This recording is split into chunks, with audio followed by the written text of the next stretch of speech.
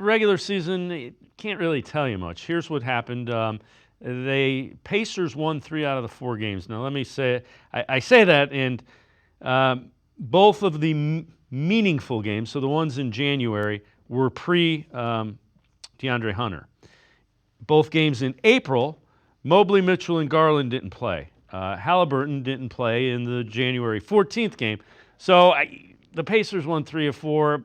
The 13th of April was the final regular season game, which, nobody played. Yeah, you look at that, and you can't really go by what happened in the regular season because the cast of characters is going to be completely different.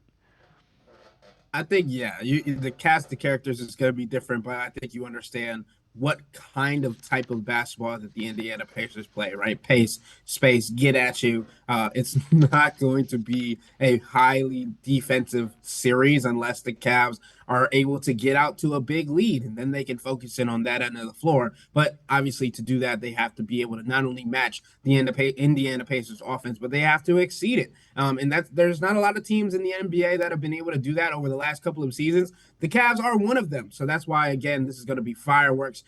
It depends on how many different players can shoot the ball well from deep when it comes to the Cavs. Obviously, DeAndre Hunter, Ty Jerome are going to be huge, and I know we'll get into that a little bit later. But also Evan Mobley and how he's going to be able to space the floor, especially if Jared Allen is not on the floor with him, how he's going to be able to extend the floor into the perimeter, and how he's going to be able to guard on the other end of the floor, especially against guys like Miles Turner and Pascal Siakam. It's going to be such an interesting series when we talk about the different matchups and different mismatches that could come of this series and how each team is going to play, because it's not just game to game adjustments, right? It's in the heat of the moment, in the heat of the fire, that both Rick Carlisle and Kenny Atkinson are going to have to make adjustments that are not only going to change the outcome of the game, but could be seen as uncomfortable depending on the relationships that they have fostered.